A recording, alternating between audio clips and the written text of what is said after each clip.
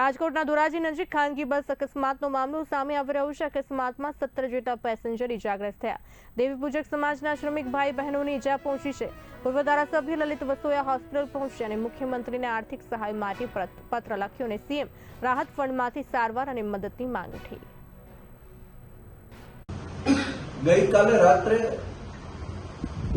Dhoraji Rajkot road ઉપર ધોરાજીની નજીક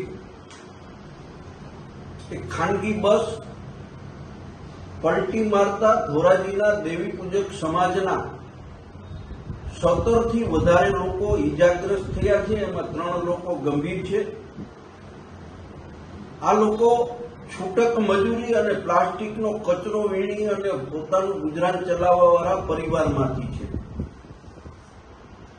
ગુજરાતના મુખ્યમંત્રીશ્રીને મેં આજે પત્ર લખી આ પરિવારને તાત્કાલિક ધોરણે યોગ્ય સારવાર મળે અને જ્યાં સુધી સાજા ન થાય ત્યાં સુધી એમનું પરિવારનું ગુજરાન ચાલે એટલા માટે મુખ્યમંત્રી રાહત નિધિમાંથી એમને ફંડ આપવામાં આવે।